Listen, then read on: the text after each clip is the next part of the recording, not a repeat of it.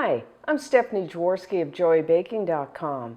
Today we're going to make a cranberry raisin pie, and this is what it looks like. As you can see, it has both a top and a bottom pastry crust with a delicious filling. Not only does it have the cranberries and the raisins, it has some apples, walnuts, candied mixed peel, orange and lemon juice, and even ground cinnamon. It's like a vegetarian mincemeat.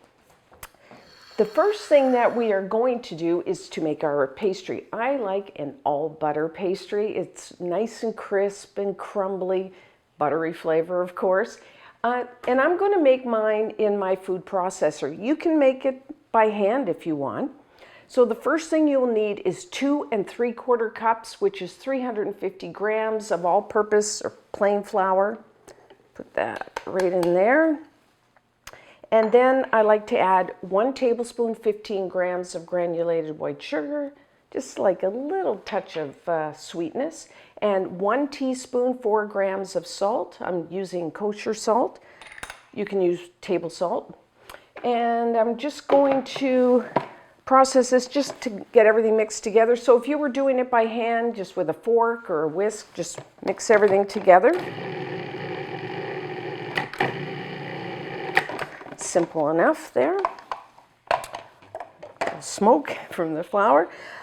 Next, 1 cup, 225 grams. You want cold, and I'm using unsalted butter. If you used salted butter, then I would leave out the salt in the recipe, but I'm using unsalted here. Now, if you think of it the day before, the night before you're going to make your pastry, what I like to do is take my butter out, cut it in, as you can see, chunks, and then put it on a plate and cover plastic wrap and put it in the fridge. You want that butter really nice and cold. That's what's going to make the pastry so wonderfully crisp. If you forget to do that, which I often do, what I do is cut it up like this, and then I just pop it into the freezer for like 10 minutes. That'll be enough to get it nice and cold. So put this in here. Now, if you were doing this by hand, make sure you get it all in there. What we're going to do is pulse this until we get like coarse crumbs. You still want some like visible chunks of butter. If you were doing it by hand, you could use your fingertips and kind of rub it in. Or if you have a pastry blender, just use that to cut the butter into the flour. But we're going to be a little lazy here and use a food processor. So I'm just going to pulse this until I get like coarse crumbs.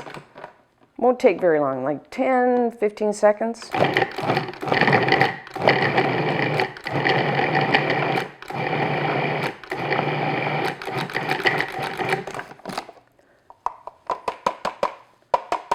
Okay, so I'm just going to check it.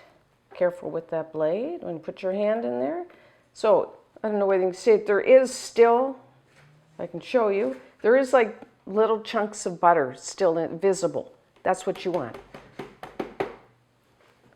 Okay, and all we have left is to add our water. Again, you want that water, just like the butter you want really cold, you want your water icy cold. So what I do is just put some water in a measuring cup and then put some ice cubes in there.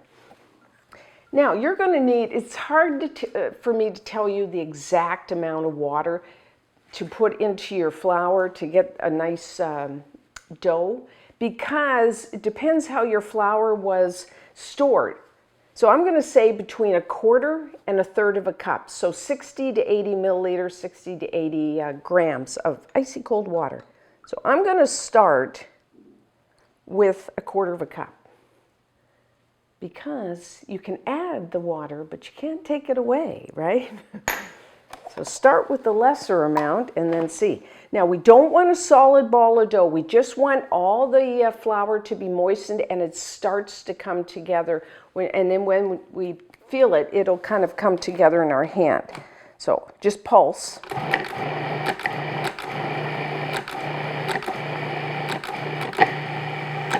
Now, I'm going to scrape down because I find it sticks.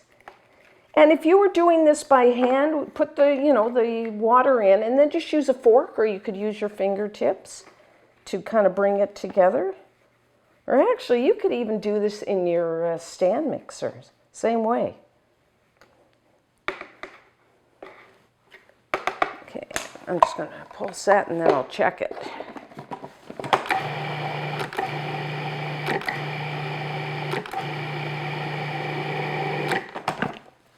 Okay, now it's starting to come together, but when I feel it, it still feels dry to the touch. So at this point, I'm just going to go tablespoon by tablespoon. So I'm going to add, a tablespoon. Whoop, don't want to get the ice cubes in there. And see what happens.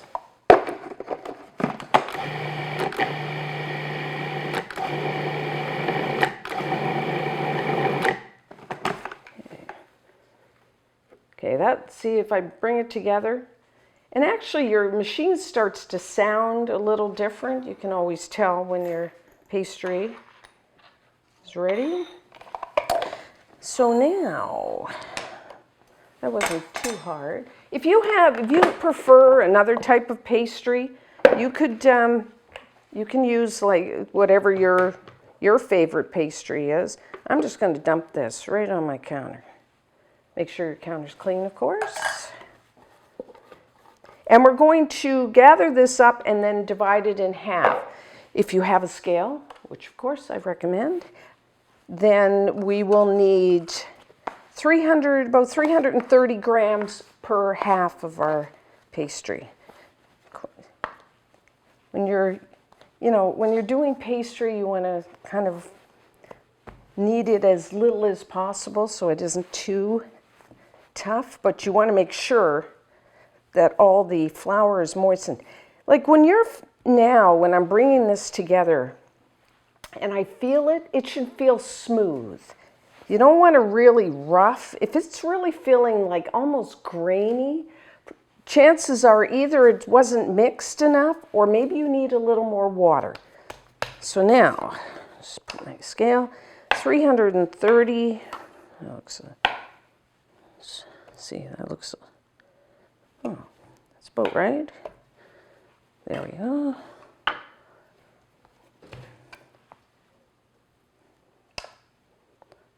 Zero your scale, of course. And then I have a piece of plastic wrap. Well, I have two pieces actually. So take your pastry, press it into a round, and then I'm going to wrap it up. Try to put it into a circle because we are going to roll this out in a circle, so it's better if you start with a circle. I'm going to wrap it up, and then I'm going to put it into the refrigerator, half an hour, probably an hour, depending on how cold your fridge is. We want to get it nice and firm to roll out, plus we want to let that gluten in the flour kind of relax and be much easier to roll out so it won't spring back. So that's what we're going to do. And when we come back, we will start our cranberry raisin filling. So now, while our pastry is chilling, we are going to make our cranberry raisin filling. So you will need a medium-sized saucepan.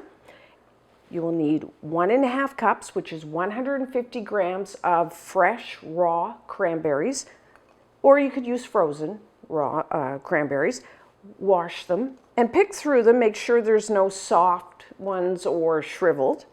And then just put them right in there, along with 1/2 cup, 90 grams of raisins. I'm using the dark Thompson raisins. You could use golden. And if they're all clumped together, just, with your fingers, separate them. And then for our liquid, I'm just putting 1/4 cup, 60 milliliters, 60 grams of just water. And then 1/4 cup, 60 mils of orange juice. It flavors both the cranberries and the raisins. If you don't have orange juice, you could use apple. And then just to perk up all the flavors, 1 tablespoon of lemon juice. So now I am going to put this over medium heat. I'm going to bring it up to a boil, and then I'm just going to boil it gently, so you may have to adjust your heat for 3 to 5 minutes, I'm going to say, or until the cranberries, the skins pop. That's how you know it's ready. Okay, so now our cranberries, most of them have popped, the skins. So we're going to take that off the heat. I'm going to put this in a bowl here. You don't have to at home, so you can see what I'm doing. So as you can see, cranberries have softened, the skins they're popped, and it also softens the raisins as well doing this. So now we're going to stir in a bunch of really great ingredients. 2/3 of a cup, 140 grams of light brown sugar. If you're measuring, I'm going to switch over here. If you're measuring like using a measuring cup, not weighing your ingredients, make sure you pat that brown sugar down because it's really soft and there's a lot of air. And then, we got so much here.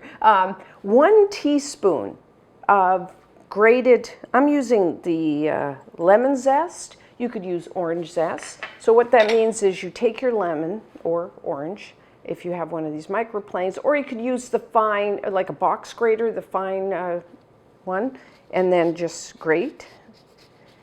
But only the yellow, not the white underneath, because that's quite bitter. And then a 1/2 cup, which is 50 grams of chopped, I'm using walnuts. You could use pecans, almonds, hazelnuts. And then some people like this, some people don't. 1/4 cup, 40 grams of candied mixed peel. I love candied mixed peel. I'm the only one in the family that does, but I'm putting it in because I love it. But you can leave it out. It's optional. I know some people don't like it. And then for flavoring, a 1/2 teaspoon of ground cinnamon, 1/4 teaspoon of salt, just to bring out all those flavors. And then we will need 1 cup, 130 grams of chopped apple, which is really, like, if you got 1 large apple, I'm just going to say, it's close enough, really. So I peeled the apple using my peeler, and then cut it in half. And then I just cut down on either side of your core, across the bottom, and you want them, like, I would say diced.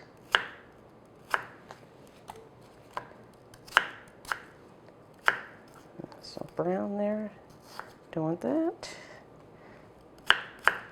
You can measure a cup or just, 1 large apple. I think that's close enough. If you've ever made homemade mincemeat, vegetarian, this recipe is going to look almost the same as that. And for those of you that like mincemeat and you like the alcohol flavor, I do.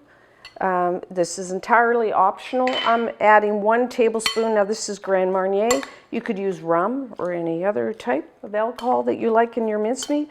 But like I said, if you have feeding this to the kids, you might want to leave that alcohol out.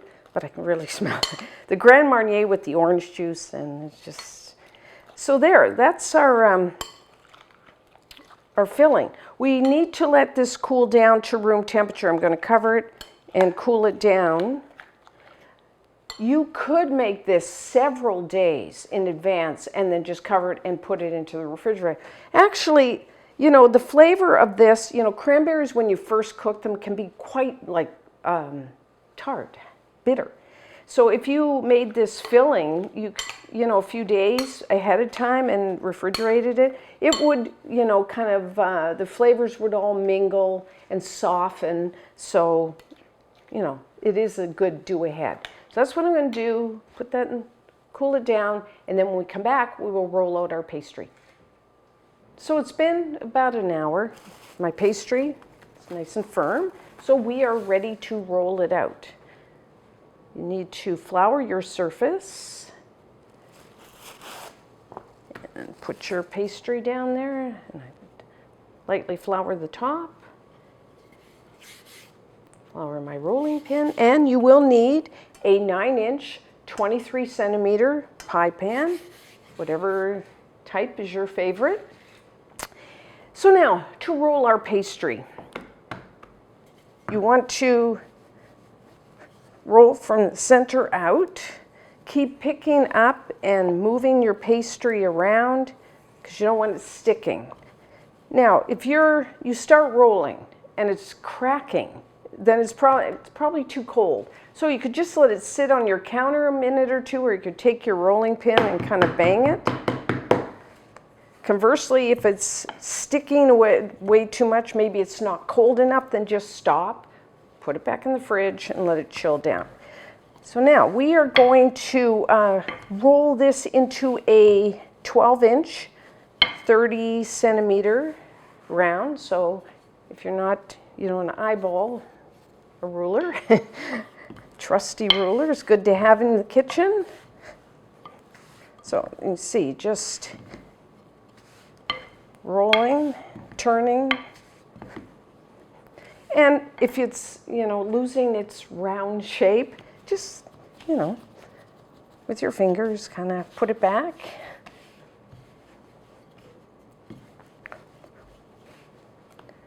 So, about there. Another way is to take your pie plate, put it upside down. You want a kind of an even, about a 1 inch, I guess that would be, past the end, 2.5 centimeters. So that's all right. So now, to get it into our pie pan, what I do is I put my roller here. Some people fold their pastry over. I put my rolling pin, and then I just bring that up. And then if there's a lot of flour on your pastry, just take a pastry brush and get rid of that flour, and then just loosely roll your pastry. And then just take your pie plate and unroll it for the top. Try to get it even. So now, never stretch your pastry because then you'll have shrinkage. You want to be gentle with it. So just kind of gently go around, pushing it down. We especially want to make sure it gets into the edges.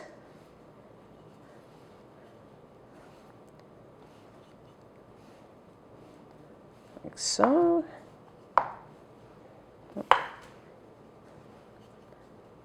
And then I just take my finger and make sure it's in there. Now I've done this a few times. So if yours rips, which, it does, especially if you're new to pastry, don't worry. Nobody's going to know at the end when the pie's baked if it's ripped or not. So just kind of put it back together, squeeze it together, and no one's going to know, especially on the bottom crust. So now we do have an overhang here. Some people like to just not have extra pay. They just kind of, there's a little bit of a lip, and then they trim the edges.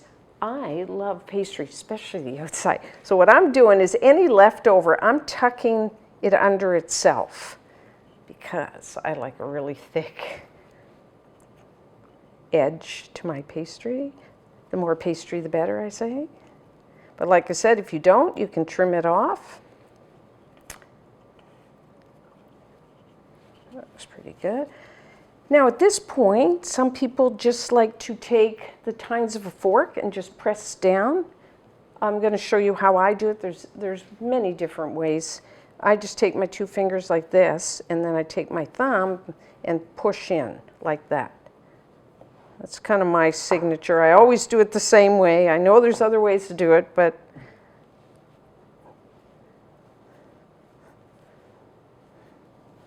okay. I'm happy with that. Now, every time you work with pastry, you roll it, you want to then chill it down again. Let the gluten in the flour relax, and then so you won't get any shrinkage when it bakes. So I'm going to cover this, and I'm going to put it back into the refrigerator probably a half hour at least. And what we're going to do next, we're going to put that one in, and then we're going to come back and we're going to do the top round of pastry. So now for our top layer of pastry. Again, roll it out to a 12-inch, 30-centimeter round. I've already done that because you don't have to see it again.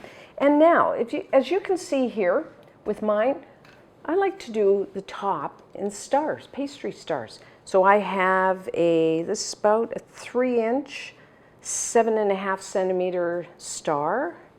And I also, I don't know whether you can see, I have little stars, so you don't have to, but it kind of looks cute. So what we're going to do is cut out, I find you need somewhere between 16 to 20. I always do 20 just in case. So just put a little flour, just flour. And I have just a baking sheet lined with parchment. You could just, wax paper or plastic wrap, really. And cut out the stars and just put them on there.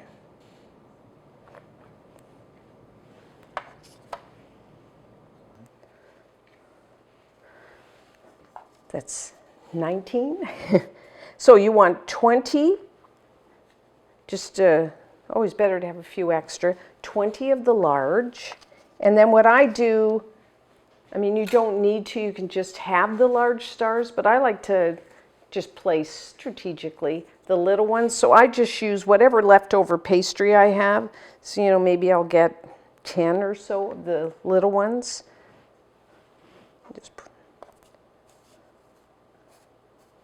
So I'll just cut those out, put them around, and then again I'm going to cover my pastry and put it back into the refrigerator.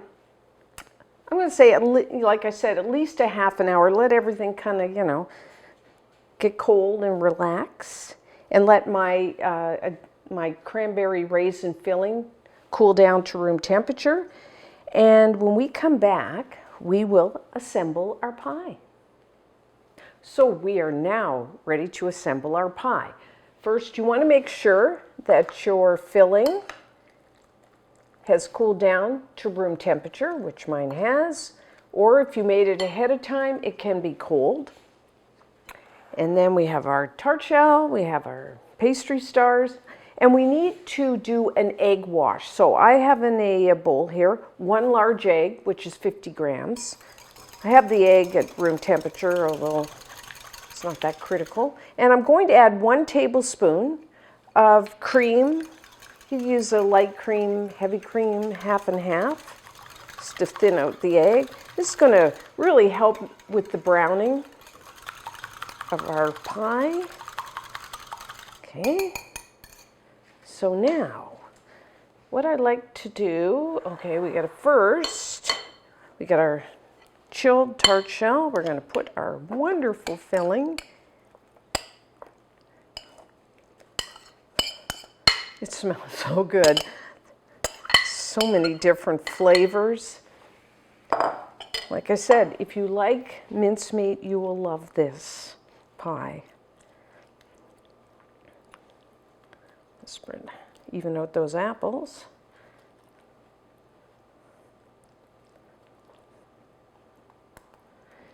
And what I like to do is just take 1 tablespoon, about 14 grams of butter, and just cut in little pieces, or just use your fingers.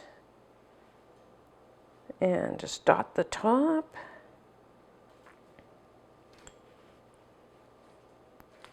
Okay.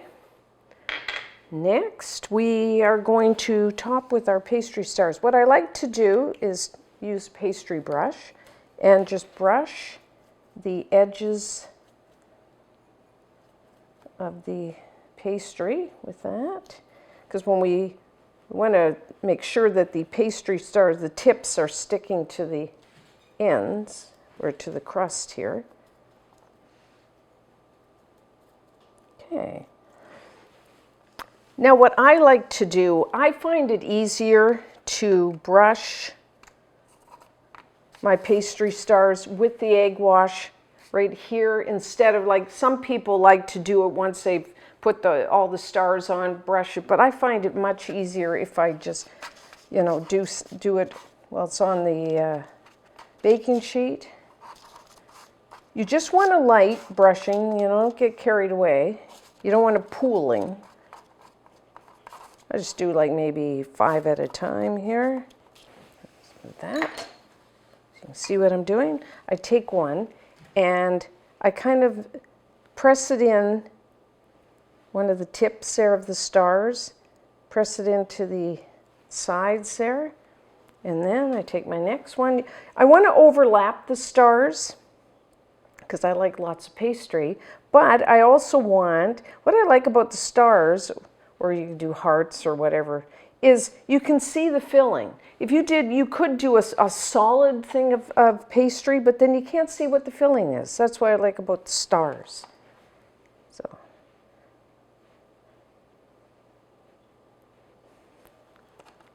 So you just kind of work your way around. Okay, so I'm almost done. Once you do the outside, what I do with the stars is just lay it right on top like this. So there we have it. Now I guess it was 18. Perfect, I think, just like this. But since I have these little ones, what I do is just kind of go around. Again, I did brush them with I think makes it a little more interesting to put more. And who doesn't love more pastry? I do. Okay, and okay, one more. And then I'll leave it alone. Okay, I think that looks pretty. And then what we're going to do is let's wipe my hands, some just granulated white sugar, sprinkle it over the top. And there's our assembled pie. I am going to cover it. Put it, you know, every time you work with pastry and it warms up, the important thing is keep it cold. So I'm going to put this back. Let's put a little more. Cover it, put it back into the refrigerator while I preheat my oven to 425 degrees Fahrenheit, which is 215 degrees Celsius. Pretty hot oven. If you have like a fan convection oven, your rack placement isn't that important. But if you have an electric oven where your element is on the bottom, put your oven rack in the lower third because you want to get the bottom of the pie plate pretty close to the element so that our bottom pastry will bake very nicely. So do that, and so I'm going to put this back in the fridge. It's going to take, 15, 20 minutes to preheat my oven. Then we come back, we will bake off our pie. So we are now ready to bake our pie. I did put my pie pan on a baking sheet. Makes it kind of easier to get it in the oven. Plus, if there's any drips, it'll go on the baking pan instead of the bottom of our oven. So how long? Everyone's oven is a little different. I find about 30 minutes. Really, this filling is more, it's just going to warm up. It doesn't need to be actually cooked because it's kind of we've already cooked our filling. So I'm going to say about 30 minutes. So what you're looking for is your pastry. We want our pastry to bake. You want a beautiful golden brown. I don't find that the edges over brown in 30 minutes, but if they do, then you could use like one of these rings and just put it over like that. Or you could even get some foil and put around, but really I don't find that that's a problem. You will, so it's going to be a beautiful golden brown, and actually your filling you'll start to see it bubble. So that's what you're looking for. I'm going to say 30 minutes, could be a little longer, could be a little less.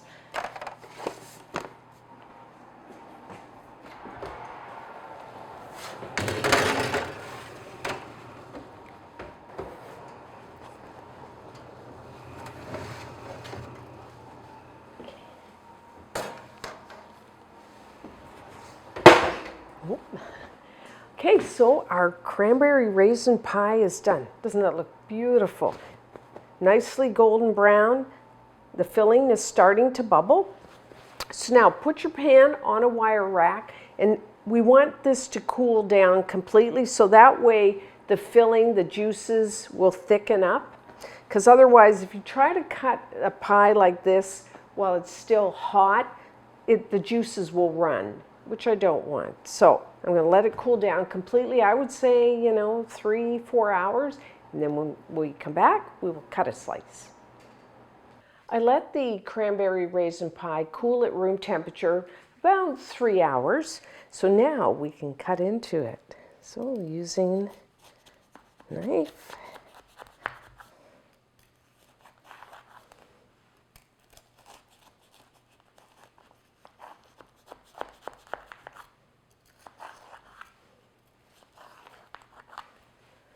Okay. The first slice is always the hardest, but oh, that came out, that came out pretty good. Oh, it's such a pretty looking pie with these pastry stars on top and that beautiful red color. So, very good on its own, but you know what? As with a lot of pies, it's very good with a scoop of vanilla ice cream, so you might want to try that. Now you can serve this pie warm, you can serve it at room temperature, or it even is very good cold in the from the refrigerator.